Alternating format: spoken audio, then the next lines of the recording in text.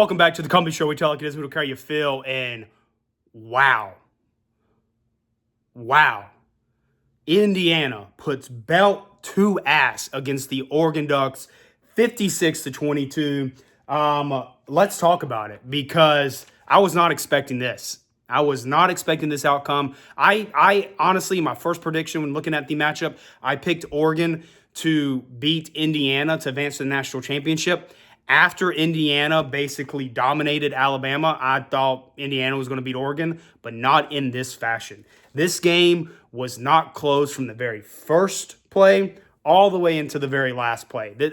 I don't know what Oregon did this last week, but I don't think they practiced football because they were not prepared.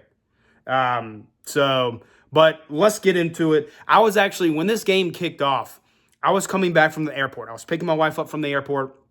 I was like, damn, I'm going to be about 5 minutes late to the game. But hey, I'm not going to miss much. I'll miss about 5 minutes, a few plays.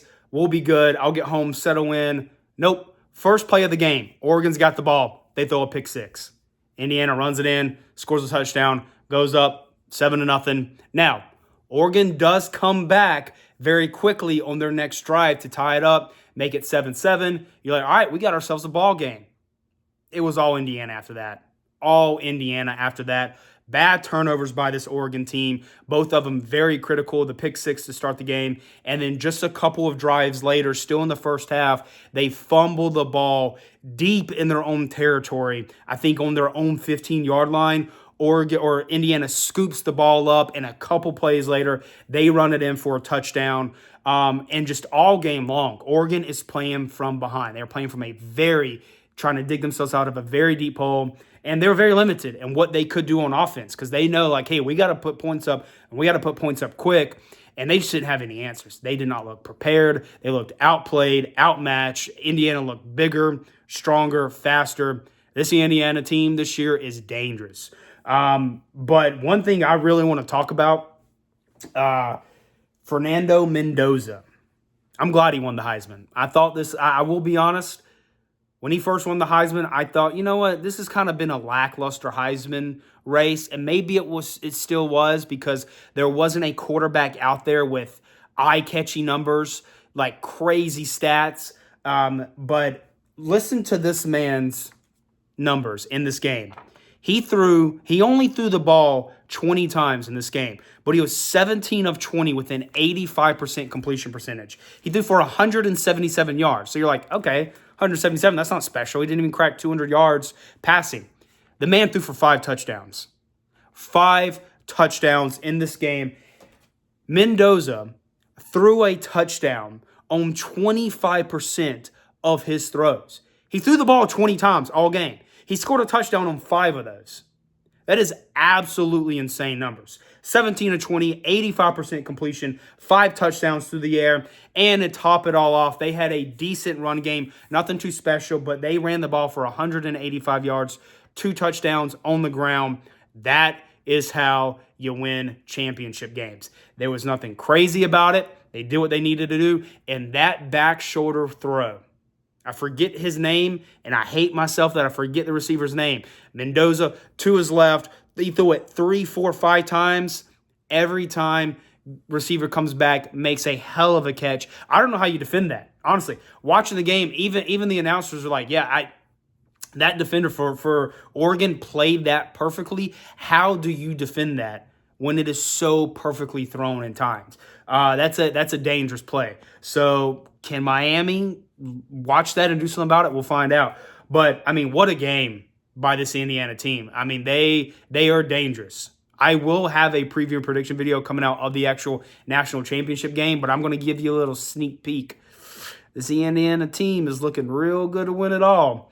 But 56-22, you look over at Oregon, Dante Moore, he 24 of 39. Now, he did throw for 285 yards through the air, almost 300 yards through the air. 2 touchdowns, interception, very bad interception, and a critical turnover fumble as well. It's hard to do anything when you get down early and you get down big early. You're very limited in what you can do. It's one thing if you go into the half and you're down 10-0, 14-7. You know, it's another thing when you go into the half and you're down, 35-7 28 to something along those lines. Very limited in what you can do. And even rushing the ball, they only had 93 yards rushing the ball, 1 touchdown, and they only averaged 3.6 yards running the ball. So nothing going on the ground, just tough sledding for Oregon. And this is a bad look. I'll be honest. If you're an Oregon fan, this has got to be one of the most miserable games all season long. You lost to Indiana earlier in the season, but it was a lot closer.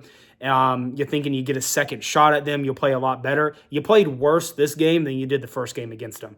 And I made a joke, making fun of Oregon in the beginning of this video, but I don't know what they were doing this past week because it did not seem like they were prepared. I mean, I don't know if you give all the credit to Indiana because they just played that good, or if it's a little bit of Oregon just played that bad, or maybe it's somewhere in between. But I got to be honest, I'm a little disappointed with how this game turned out. I was hoping for a much closer game, and this game was over in the first quarter. Second half comes around, Indiana scores an early touchdown. I'm like, what are we doing here? This game is over. I didn't want to finish watching it. I did not finish watching the whole game. I turned something else on because it was just that bad of a blowout. Did not expect that. Indiana, 56-22. What a team. I think they are the real deal. Now, they've got one more game in them at the national championship. Can they get it done? I think so.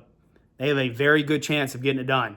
So, Hoosier fans, how you feeling? Y'all been real cocky these last few weeks. So, can you finish it out, or is all this for nothing? I think y'all win. I think y'all got the game. But Oregon, good run. You played good during the regular season, but you just did not have what it took. Very tough way to go out. It's bad. There's no other words to say, but that's a tough loss right there. You got embarrassed from the big stage, but I always take notes to do these videos. The first word I wrote down for this game was just wow, because I did not expect this. Did not expect this. But congratulations to Indiana. I know these fans are absolutely loving it. They're having the time of their life. You talk about 2 years ago, no one would have even dreamed Indiana would make it to the playoffs, let alone make it this far. And they're not only are they winning these games, they are dominating these teams. They dominated Alabama. They dominated Oregon. If you told me 4 years ago that Indiana would win back-to-back games in the playoffs, I'd be like, you're crazy. You're out of your mind. There's no way. And then you tell me those two teams were both Alabama and Oregon, I'd be like, yeah, you're delusional. And then if you told me not only did they win back-to-back against those two teams, they blew them out, I would have thought you were on drugs. Honestly. I would have looked up the nearest insane asylum because you would need some help. But hey, here we are. 2026, Indiana is the #1 seed. I think they're winning it all. I would just be honest. I think they're going to win it all. Carson Beck and the Miami Hurricanes have a tough game ahead of them. But congratulations to Indiana. They get the win, 56-22. They advance to the national championship in a blowout win, belt to ass. Woof. Go Hoosiers. Over and out.